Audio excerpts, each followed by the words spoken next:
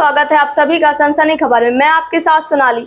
लोकसभा चुनाव 2024 पहले चरण का मतदान हो चुका है। अब दूसरे चरण में रीवा लोकसभा में भी मतदान होगा। मतदान की तारीख 26 अप्रैल है। भाजपा, कांग्रेस और बीएसपी साथ ही अन्य पार्टियां अपना एक अलग ही जोर लगा रही हैं, क्योंकि अब कुछ ही दिन शेष हैं और यही वह दिन है करो या फिर मरो, क्योंकि जितना ज्यादा नेता मेहनत करेंगे उतना ज्यादा जनता उनकी ओर आकर्षित होंगी। और साथ ही यही कारण है कि आज लोग 10-10 बजे तक प्रचार करते हैं। जो नेता कहीं नहीं दिखते थे वह अब दिख रहे हैं। और जनता से भी जब हमने बात की तो जनता का भी यही कहना होता है कि नेता दिखाई तो देते हैं लेकिन सिर्फ चुनाव के समय, चुनाव खत्म नेता भी गायब। आज हमारे साथ इसी मुद्दे पर चर्चा करने के लिए विनोद शर्मा जी हैं, जो कि कांग्रेस के नेता हैं, और इनसे खास बातचीत करेंगे और जानेंगे कांग्रेस की स्थिति। और रीवा लोकसभा चुनाव में कांग्रेस की जो स्थिति है, कहीं ना कहीं देखा जा रहा है कि कांग्रेस के लोग अपना दल छोड़कर दूसरे दल में जा रहे हैं और भाजपा दावा कर रही है कि हमारे पास कांग्रेसियों की एक पूरी लाइन लगी है आने वालों की। कांग्रेस में बहुत भीतरगात है, इस पर क्या कहना है? ये तो इस बार बीजेपी जा रहे हैं कि उनके अंदर कितना भीतरगात। भारतीय जनता पार्टी के जो लोग हैं निश्चित तौर पे उनके 7 विधायक हैं। सांसद का चुनाव हो रहा, 2 पंचवर्षीय से वो लगातार सांसद हैं। रीवा के वर्तमान सांसद के पास कोई ऐसा मुद्दा नहीं है जो बता सकें कि ये मेरी उपलब्धि है, सिर्फ कुकी मारने के अलावा। उन्होंने एक नया प्रयोग किया है, अपने घर से कुकी मारते हैं और कुकी मार के रीवा के कभी कलेक्टर को बुलाते हैं और कभी अपने मसीहा राजेंद्र शुक्ला को बताते हैं कि अभी मैं जिंदा हूं। इसके अलावा उनकी उपलब्धि क्या है, ये आने वाला समय बता देगा कि भाजपा के अंदर भी भीतरघात है कि कांग्रेस के अंदर।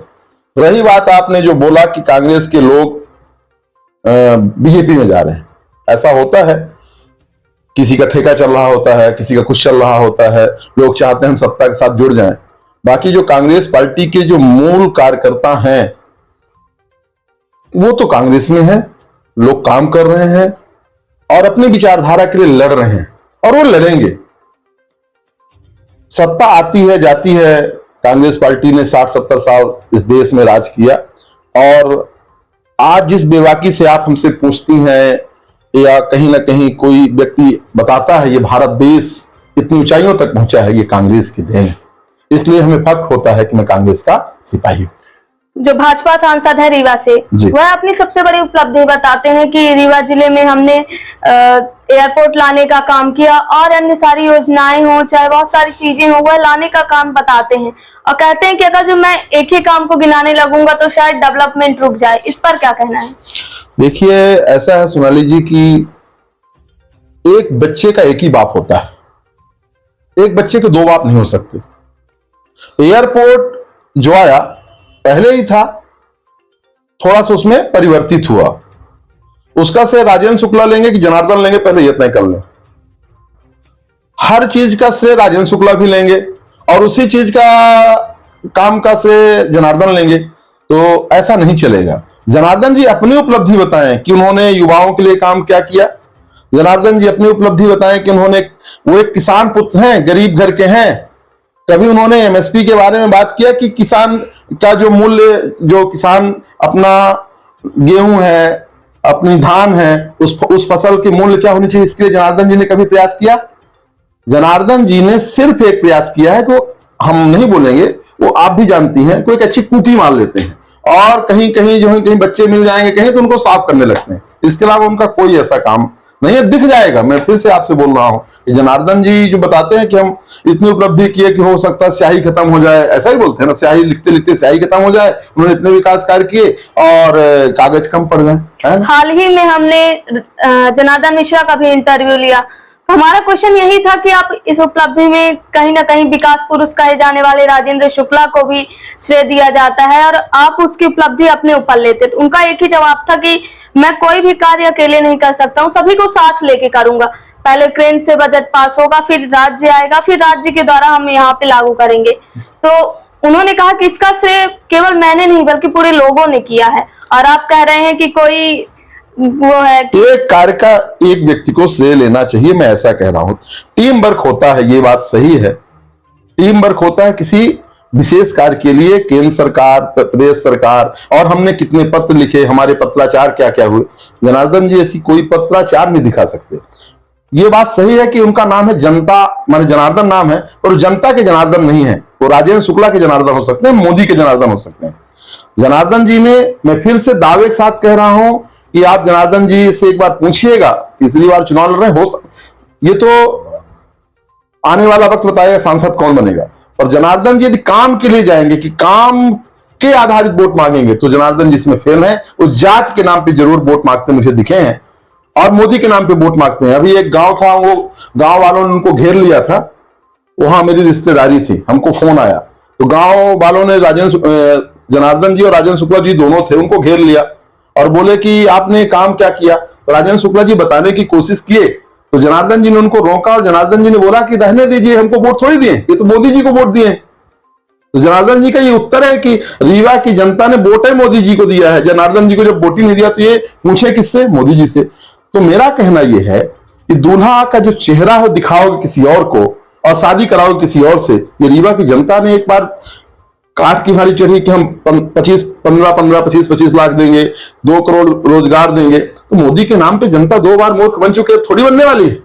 मोदी जी तो जाना है, जनार्दन जी की तो बिल्कुल लुटिया डूबने वाली है।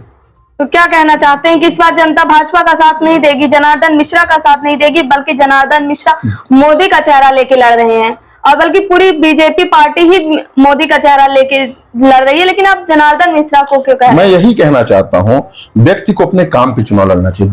जब पहली बार चुनाव लड़ो तो पार्टी के नाम पे चुनाव लड़ो, फिर एक बार सांसद बन गए, 2 बार सांसद बन गए, सांसद बनने के बाद अपनी उपलब्धि बताओ ना यार, कि मैंने ये कार्य किया, मैं भारतवर्ष का सबसे बेस्ट सांसद रहा, ये मेरी उपलब्धि है, ये मैंने ऐसे काम किया। तो अपने काम के नाम पे वोट मांग लो ना, धर्म के नाम पे, मोदी के नाम पे, इन सब चीजों के नाम पे तो वो लोग वोट मांगते हैं जिन्होंने बिल्कुल कोई काम न किया।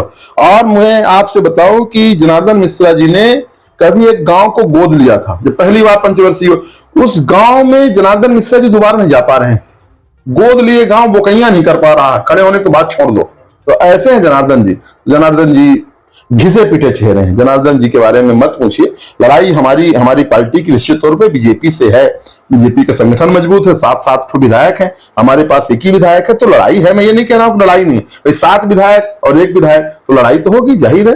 भाजपा हो या कांग्रेस हो, दोनों के प्रत्याशी, भाजपा के प्रत्याशी 2 बार से चुने जा चुके हैं, और अब कांग्रेस ने नीलम मिश्रा पर भरोसा जताया। लेकिन जनता का कहना होता है कि वह चुनाव के समय आते हैं और फिर कहां गायब हो जाते हैं पता नहीं। कांग्रेस प्रत्याशी की बात करें तो वह अपने फार्म हाउस में चल जाते, कभी जनता से नहीं मिलते। और दूसरी ओर जहां जनार्दन मिश्रा हैं, वह अपना काम बेटे कबीर को सौंप देते हैं, और बहुत सारे आरोप लगते हैं। तो इस पर क्या कहना है आपको, क्योंकि कहीं ना कहीं दोनों एक ही थाली के समझ आते हैं? देखिए ऐसा नहीं है, वो महिला है, पहले भी विधायक रह चुकी हैं, ये बात अलग है कि भाजपा से विधायक थी। हम लोग भी अभी उनके साथ चल रहे हैं एक टीम वर्क के रूप में। मैं इतना कह सकता हूं कि एक सरल है, सहज है, और पहली बार चुनाव लड़ रही हैं। तो अभी तो रीवा की जनता ने उनको देखे नहीं है, वो तो पहली बार सांसद का चुनाव लड़ रही हैं, और जनार्दन काकू को देख चुके हैं। अब आप सोचो, कल जनार्दन काकू जो प्रयोग कर रहे हैं कि अब तो सड़क अच्छी बन गई, अब तो छोड़ दे हिंडल, मार दे पैडल, जा दे कक्का सा, तो अपने आप बता रहे हैं। तो इन सब चीजों से मुद्दे बताएं, युवाओं के लिए क्या करेंगे, हम किसानों के लिए क्या करेंगे, हम गरीबों के लिए क्या करेंगे, आदिवासियों के लिए काम करेंगे। एक तरफ वो विकास पुरुष बन गए, वो विकास पुरुष सिर्फ 5-10 लोगों के विकास पुरुष है, बाकी तो रीवा की जमीन खा गए। हमने उनका नाम दिया भूखास पुरुष, जमीन खाते हैं नहीं। तो इन सब चीजों से रीवा की जनता का पेट भर गया। रीवा की जनता एक अच्छा साफ सुथरा सांसद चाहता है, कि ऐसे हमारा सांसद हो जो हमारे मुद्दों को जाकर के सदन में दिल्ली में उठाए। अभी कांग्रेस के एक बड़े नेता थे श्रीनिवास तिवारी, जिन्हें सफेद शेर भी कहा जाता है, उनके पोते सिद्धार्थ तिवारी कांग्रेस छोड़कर भाजपा में आ गए, और कहीं ना कहीं वह एक बड़े नेता थे कांग्रेस का, एक बड़ा चेहरा जो है, तो कांग्रेस को भाजपा में शामिल हो गया। इसको आप किस नजरिए से देखते हैं, इसका कांग्रेस पर कितना इफेक्ट पड़ा? देखिए, सिद्धार्थ तिवारी जी को पिछली बार इन्हीं से के सामने लोकसभा चुनाव लड़ाया गया था। उनके पिताजी हमारे नेता थे सुंदरलाल तिवारी जी, असामयिक उनकी मृत्यु हो गई थी, और इसके बाद उनको चुनाव पार्टी ने लड़ाया। मैं पहले भी उनको अनुकंपा नियुक्त का नेता बोला था। श्रीनिवास तिवारी तो एक महान नेता थे, इन्होंने संघर्ष किया। तिवारी जी को टिकट नहीं मिली तो उन्होंने क्या पार्टी छोड़ दिया था क्या? सुंदरलाल जी को क्या पार्टी छोड़ दिए थे क्या? संघर्ष के समय में कभी हो सकता है हमारा माता पिता हमको पाले पोसे बड़ा करें और माता पिता के पास थोड़ी सी गरीबी हो जाए, कमजोरी हो जाए, तो वो बेटा जिसको सांड बोल बड़ा करो और वो फिर अपने माता पिता को छोड़ के भाग जाए। अरे ठीक है, तुम दूसरे के बाप के दम पे खा लोगे कितने दिन, जनता देख रही है। मैं उनके बारे में कोई कमेंट नहीं करना चाहता, वो उनका कमेंट वो खुद जाने। अब तो विधायक हो गए, अब का एक कमेंट। पाप का घड़ा भरता है और मुझे लग रहा कि इनका अंतिम समय चल रहा। हम लोग जनता के मुद्दे में, जनता के लिए लगातार संघर्ष कर रहे हैं और जनता देख रही है कि उनके लिए कौन काम कर रहा है। ठीक है ना, सत्ता ये आज पा गए हैं, कल हो सकता है ये ना रहे, तो ये तो एक चीजें उतार चढ़ाव जीवन का है, लगा रहता है, इसमें कोई दिक्कत